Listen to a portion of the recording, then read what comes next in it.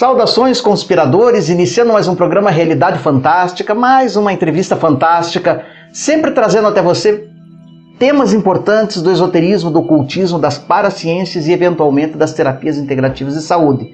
Programa voltado completamente para a expansão da consciência, chegando aí a 100 mil inscritos no canal. Uma coisa que nos dá muito orgulho, muita alegria, e pedimos para que você continue colaborando, continue indicando o programa para seus amigos e conhecidos, a fim de que nós tenhamos essa rede, né, cósmica cada vez mais ampla de transformadores de consciência. Hoje nós vamos conversar sobre um tema muito interessante, que é o poder transformador da arte. Para falar disso, temos uma figura especial aqui, que é a Érica Santana, que aliás é minha esposa, né? Que é artista plástica, formada pela Universidade Federal da Bahia e que tem, poucas pessoas sabem, um trabalho bastante interessante em arte e terapia. Tudo bem, Érica? Tudo bem com você? Tudo bom, Jamil. Até que enfim aqui, né? Até que enfim aqui, dando as caras, depois, né? Sempre nos bastidores. Contribuindo só aqui com a minha tela, pouca gente sabe que essa tela aqui, né, que já é o emblema quase do programa, é da Érica, né, que é uma mandala. Muitas pessoas, inclusive, já tiveram experiências, acho que até paranormais com essa tela, né? Já nos ligaram dizendo que viram raios de luz saindo. Já viram girando, né? Já tiveram alguns relatos. As tuas obras têm isso. Mas, Érica, me conta uma coisa. Quando a gente fala de poder transformador da arte, para muitas pessoas a arte é apenas uma expressão lúdica do ser humano e que não tem maiores consequências. Mas existe uma possibilidade da arte, principalmente as artes plásticas, transformarem a consciência das pessoas num sentido até de melhora, de expansão de consciência? Não, com certeza. E, inclusive, eu fui pensando nisso, né? E no meu próprio processo transformador, que eu vou relatar rapidinho, né? Que eu digo que ela é, sim, um grande veículo, né? De transformação, de consciência, de comportamento, de emoções, de desenvolvimento de virtudes, né? Virtudes. Porque a partir da arte, do processo artístico, do trabalho em si, você trabalha, por exemplo, a concentração, a contemplação, o silêncio, né? É verdade. Que é fundamental, inclusive para todos nós, né, que somos estudantes e buscamos o conhecimento místico, né? Então, o trabalho com o silêncio é fundamental. E a gente sabe, né, que o que as pessoas mais relatam é a dificuldade de ficar em silêncio. É verdade. A dificuldade de acalmar a mente, a dificuldade de se concentrar, né? Então hoje, vai fazer o quê? Acho que 2 anos, né, que eu estou direto fazendo a meditação. E eu tenho certeza que uma das coisas que me ajudam hoje a sentar, silenciar e meditar é o fato de eu praticar o desenho, a pintura, né? E eu tenho certeza que isso pode ser um potencial para muitas pessoas, inclusive para as crianças, né, e adolescentes. Inclusive isso é fundamental numa era que nós temos uma epidemia de TDA, né? Isso. TDAH. Qual que é o nome correto? Nosso diretor, Marcos? TDAH. Né? Que é a dispersão, né? E a arte pode corrigir isso. Inclusive, quando eu comecei a fazer arte na faculdade, eu não tinha intenção de dar aula, né? Eu nem pensava nisso. E foi quando uma amiga, a Luciana, né, que você conhece, me procurou porque o filho dela tinha sido diagnosticado com hiperatividade. E aí a psicóloga na época falou, olha, eu recomendo que ele faça um trabalho de artes, uma pintura. E quando ela me procurou querendo que eu desse aula para ele, afinal de contas éramos vizinhas, né? Eu achei aquilo muito estranho. Eu falei, não tenho preparo para isso. Eu imagino que ele precisa também, a pessoa que vai dar aula precisa de um conhecimento psicológico. E não era o caso mesmo. Ela, não, ele precisa só praticar arte, ele precisa pintar, ele precisa, né, extravasar a criatividade. E aí foi meu primeiro aluno, que por sinal eu tenho o maior carinho, né? Não sei nem se ele vai assistir. E nisso ficamos 4 a 5 anos juntos. E dali vieram outras crianças e a coisa foi fluindo. E você, nos teus alunos, você realmente nota essa melhora quando elas são hiperativas, quando elas são dispersivas, através do fazer artístico, essa correção de todas essas patologias? Não, é visível, sim. É notável e visível porque a pessoa começa a lidar com a cor. Ela começa a lidar com aquela magia da tinta, né, com aquela experiência de fazer o desenho. E não adianta, por mais que ela comece agitada, vai chegar uma hora que ela vai ficar introspectiva naquilo, vai se concentrar naquilo e vai fazer, né? Então a criança, ela adora tinta, o adulto, né? Quem não gosta assim de ver uma coisa colorida, né? De abrir uma caixa de lápis de cor, ver hidrocor, ver tinta. Principalmente para criança, né? Isso é mágico, né? Então, produto assim, também.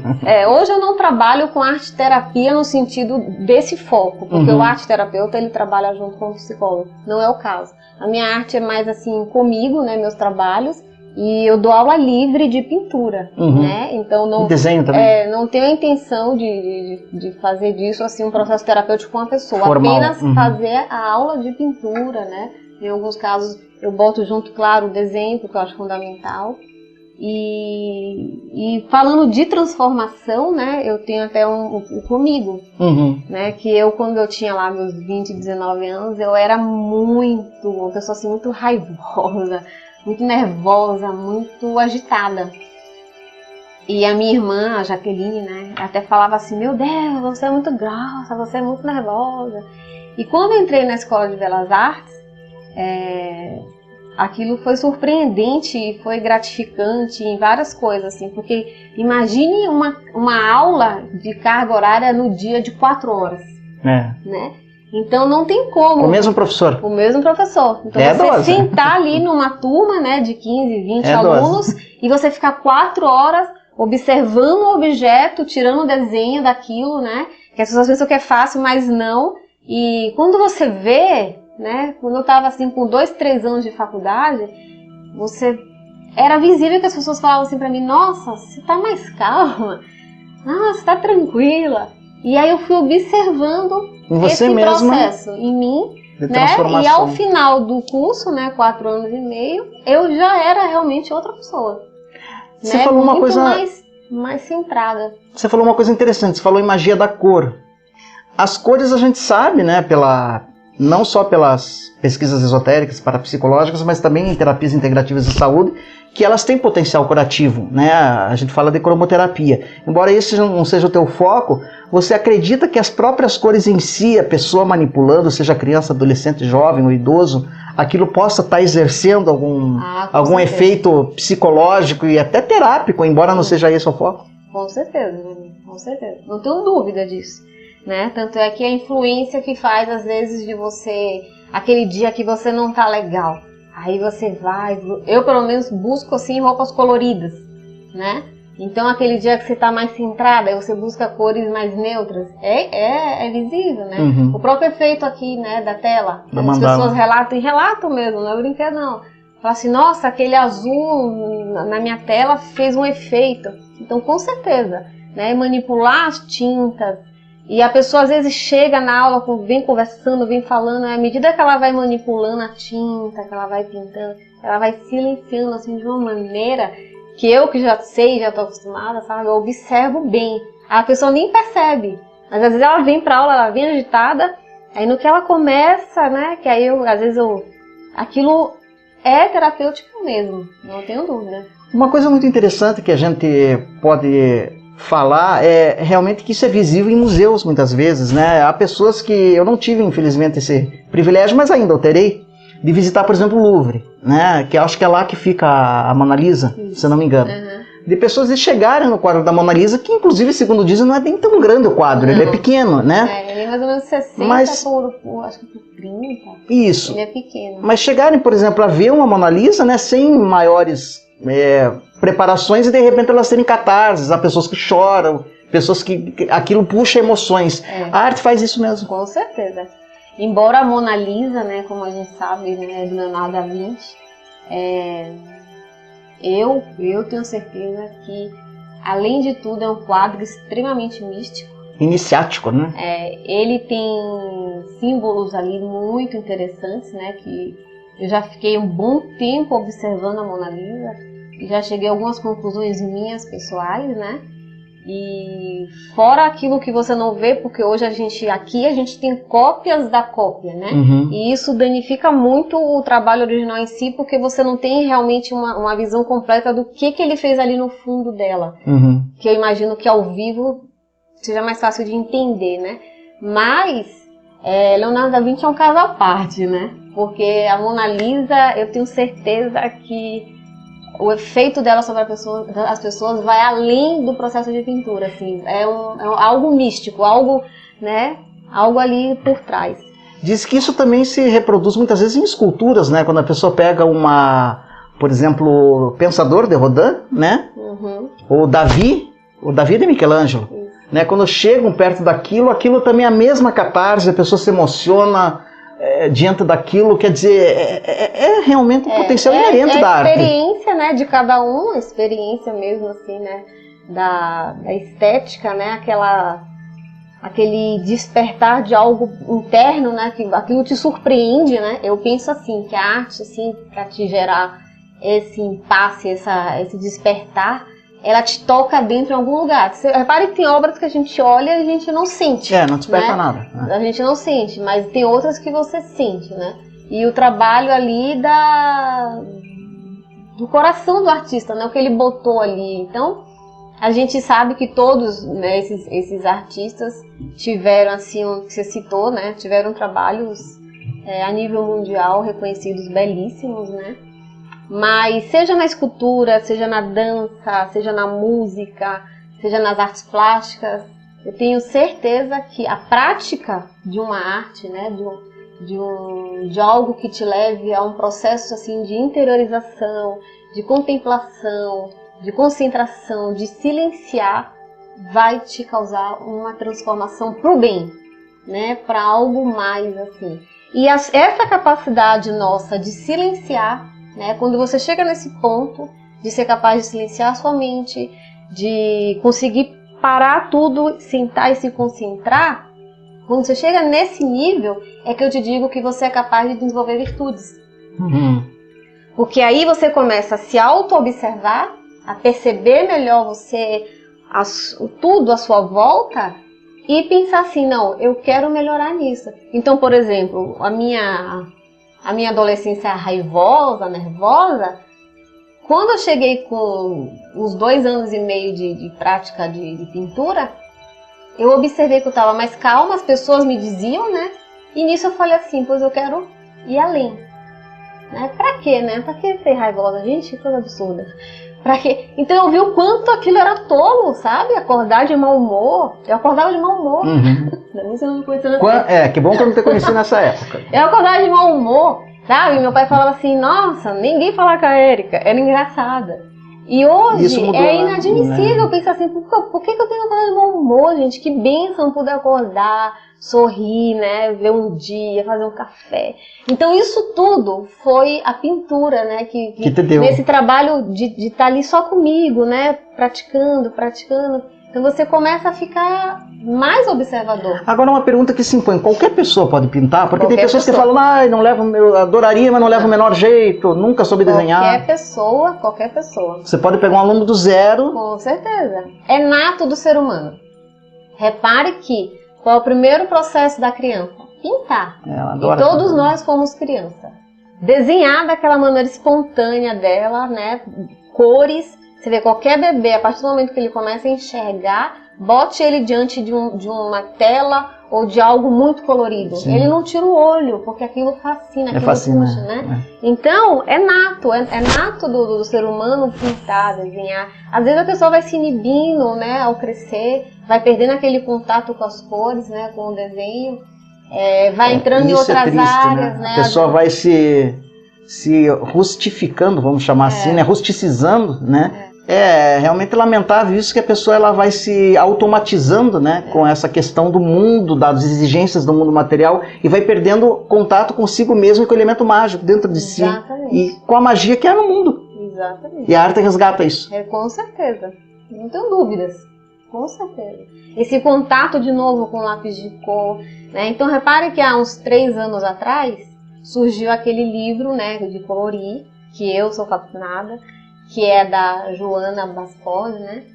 Fala Joana, né? E é apenas um livro de colorir. Mas aquilo encantou virou o mundo, uma febre, virou uma febre, né? E de uma coisa que a gente já fazia, e já existiam outros livros nas bancas. Nossa, quantas vezes fui numa banca comprar a revistinha da Mônica para colorir, com meus 16, 17 anos eu já fazia isso. Então, assim, só que o dela trouxe um encantamento, porque ela usou mais do desenho, né? Então ela foi uma pessoa adulta, uma artista, né? Que colocou desenho de uma maneira lúdica, mágica, e ali jogou o desafio para as pessoas voltarem a colorir. E pegou gente de todas as idades, homens, mulheres, de todas as idades, uma febre. Verdade. Como é que funcionam as tuas aulas? Quando a pessoa vem para... Bom, eu sei mais ou menos porque eu acompanho, né? Eu vejo você dando aula, mas eu não sei o processo profundo. A pessoa já traz um roteiro, ela te pergunta, olha, ela te diz, olha, eu quero isso, eu quero produzir um quadro, eu quero me profissionalizar, ou não, eu só quero pintar para ver o que sai. Você estabelece esse roteiro ou a coisa vai acontecendo nas aulas? Não, eu tenho um roteiro, né? Uma metodologia. Sim, tem que ter, né? Mas mesmo que ela venha e que ela já tenha uma experiência, eu gosto de rever com ela, né, a questão do princípio das cores.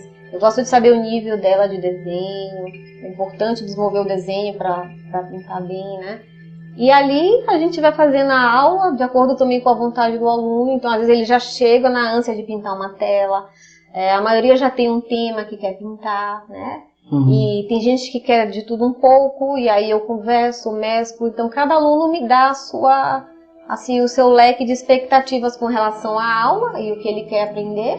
E ali, sabendo do que ele quer, eu vou conduzindo, né? Então, por exemplo, eu tenho uma aluna, a Júlia, que ela quer também aprender a desenhar lápis, então a gente vai mesclar isso, né? Então, algumas aulas serão mais com lápis, outras vão ser com a tinta. E assim você sente, do ponto de vista energético, alguma mudança energética quando você começa uma aula de pintura em você, no aluno? Existe uma egrégora que se cria ali? Existe, sim.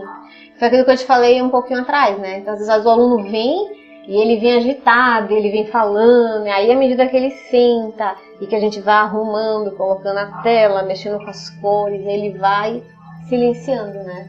E eu também, porque por ser algo que eu amo fazer, né? Então eu me transporto naquilo e fico realmente envolvida, né?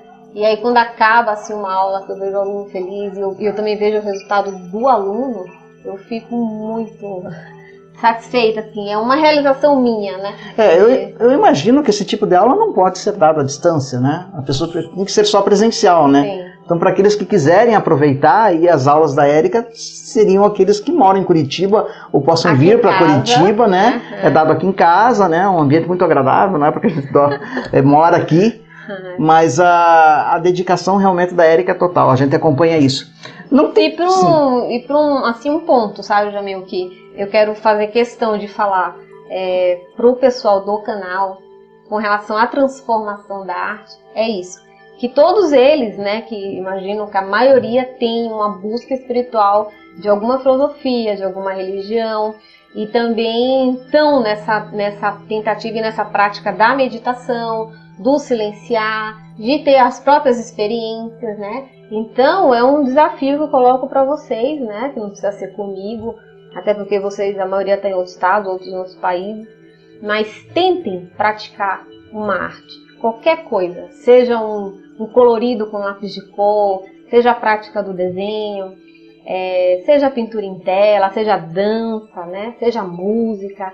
Façam isso. Quem já faz, com certeza vai deixar muito relato aí, que vai dizer, você vai ver, não, realmente muda a gente. E é o ponto daí, né, citando agora grandes místicos, que eram pintores, sem né? dúvida. A maioria deles, se a gente for pesquisar e se a gente for ver a vida, ele era, inclusive o nosso querido Spencer Lewis, né? Sim. Um nato pintor, desenhista, o Leonardo da Vinci, Nicolas Herrich, né? E quantos outros mais? Grandes místicos, né? Luminares aí. A maioria pinta ou toca algum instrumento porque eles sabem da importância dessa transformação que é notável e é um progresso rápido. Aquele esforço que você fica fazendo sozinho de controlar os pensamentos, de meditar, de concentrar, não é igual quando você se propõe a um exercício, porque aí você está realmente exercitando o seu cérebro. Inclusive a jardinagem também é uma outra arte, né? Cuidar de plantas, eu acho que é uma arte daí. Isso é interessante porque muitas pessoas não têm essa noção dessa dimensão da arte, né? Com um processo terapêutico, um processo quase que espiritual, né? Embora no sentido não dogmático do termo, né? No sentido de você religar você com o maior, né? Com o todo, com o grande mistério. Mas quando que você realmente faz um processo criativo real? Aí que tá. Quando você deixa o ego de lado, a razão, e se torna o canal de Deus. É nessa hora que o processo criativo ele realmente existe. Porque eu não sou criativa, eu posso ter uma referência do outro para fazer um trabalho, para ter uma cópia. Mas aquele ponto da criatividade na qual você se torna único e as pessoas olham com aquela êxtase e dizem, meu Deus, como que ele fez isso? Com certeza, para chegar nesse ponto, foi quando você se tornou um canal de Deus. Então, todo o resto você conseguiu, de alguma maneira, deixar de lado, né? E ali você expressou, literalmente, uma linguagem da sua alma e um processo na qual não vai ter como não tocar milhões de pessoas. Eu acho que essa é a verdadeira função da arte, né? Eu lembro que eu estudei... Daí uma Lapietá. Lapietá, nossa, que fantástica, né? Eu lembro que eu estudei um pouco do Schopenhauer, ele falava que atrás da experiência mística pura, né? Que ele falava a experiência contemplativa, que estava além da razão, não passava pelo processo racional, o único processo que chegava perto disso era a arte. Ele falava da arte. Quando ele falava do processo voraz da vontade cega que movia o mundo, a única coisa de você paralisar isso e acessar o grande mistério seria através da arte. Bom, Érica, você está estreando um canal no YouTube, né, que é o Magia da Cor. A caneca aqui. Né? A caneca é famosa. Você está estreando um canal que é o Magia da Cor no YouTube. E o que é o canal? O que a pessoa que acessar esse canal vai encontrar nele? O canal surgiu nessa intenção de justamente facilitar para muitas pessoas esse contato com a arte, né? Então eu e você, né, somos dois YouTubers viciados, assim, a gente, além de acompanhar o seu canal, claro, a gente acompanha tantos outros. Eu acho o YouTube hoje uma maneira de comunicação fabulosa, né? Onde você tem um leque de pessoas ensinando N coisas. É verdade. Né? E eu acho muito legal a amorosidade de muitos, inclusive vocês, né? Que eu sou fã, o Marquinho, o Jamil, o Márcio, de estar sempre compartilhando o conhecimento de vocês para aquelas pessoas que estão na busca do místico, né? E do conhecimento místico e do ocultismo. Então, bem assim, eu pensei no meu, né? Que eu pensei assim, poxa, é tão fundamental, né? Que eu vejo assim para as pessoas terem uma melhora em todos os sentidos, que eu pensei no canal como algo assim, onde eu vou passar a pintura a lápis, né, de cor, mostrar. Às vezes a pessoa se sente inibida, ela pega um caderno de colorir, olha aquele monte de desenho e fala, meu Deus, por onde eu começo? E eu sei que muita gente fecha aquilo e joga. Quantos não deve ter um caderninho em casa que pensou em colorir, mas aquilo tipo intimidou, né? Porque as pessoas se exigem demais. E ela acha que ela tem que fazer algo extraordinário, né, para ficar bonita. E não, basta começar a pintar, deixar a criatividade fluir, a vontade. Então o canal vai ser nesse sentido, né? Levar para as pessoas essa facilidade de pintar com lápis de cor. Eu também vou abordar o desenho com grafite, né? Como a gente tem crianças na família e a gente vê o mundo delas, que é fascinante. Eu pretendo fazer uma playlist só para crianças, né? De uma maneira... Vai ter uma sessão Kids, então, no canal? Então eu quero dividir o canal em algumas playlists. Tinta você vai mexer? Não sei. A tinta, ela tem um processo muito mais complexo, ela exige muita coisa. E talvez mais pra frente, quem sabe você me ajuda. Com certeza. Então é isso, olha, gente, eu quero chamar vocês para conhecerem o canal Magia da Cor, tá aparecendo aí o linkzinho, né? Também na descrição desse vídeo você tem um link para você acessar. Se você se interessa por arte, se você tem pessoas na família que se interessam em desenhar, em se transformar de repente pelas artes, se descobrirem, é um canal que a gente indica, não é porque é da minha esposa, né? Mas é porque por ser também da minha esposa, a gente acompanha o potencial dela, né? Vê a transformação que as aulas dela ocasionam nas pessoas, né? Então, quem sabe, tá aí um portal para você descobrir uma nova faceta do teu ser, né? Então tá aí, Magia da Cor. Tem mais alguma coisa do canal que você gostaria de falar? Só além isso, de convidar o pessoal? Estou começando, então pode ser que surjam ideias no futuro, sugestões, mas no momento vai ser isso, vai ser um início, né, que eu também convido a todos para conhecer, para assinar, e não só para isso, mas para, no que quiserem me acompanhar, praticar em casa. Eu vou facilitar ao máximo para que a pessoa em casa consiga desenhar, pintar, fazer alguns artesanatos. E aí fica o convite para todos. Perfeito, obrigado, Érica, por você vir inteira repartido o teu eu conhecimento. Eu que agradeço, né? Afinal de contas, eu fico feliz, né, de poder ter essa oportunidade de ter já vocês na experiência, que não é fácil gravar, e aí, né, compartilhar comigo, que estão me ensinando muito, inclusive o Marquinho, né, nessa parte de edição, que é muito difícil, e aí eu dou ao vivo meus parabéns a vocês, porque Obrigado. Eu vejo o esforço desses meninos em filmarem, em procurarem documentos, em procurarem arquivos, e fazer, como dizem eles, tudo de uma maneira legítima, né, e como é que a palavra que você usa? Fundamentada. Esse é o nosso compromisso. Obrigado, Érica. Então conheçam o canal, se inscrevam, se possível, né, nessa nova proposta aí, né, da Érica para todos vocês. Agradecemos a todos que nos acompanharam até aqui, a todos vocês de vários países. Não se esqueça de se inscrever também no Realidade Fantástica, não só no Magia da Arte, mas também no Realidade Fantástica, deixar o seu comentário, acionar o sininho de notificação, visitar o nosso site, mande o seu e-mail e lembrando sempre que o mistério está entre nós. Até o nosso próximo encontro.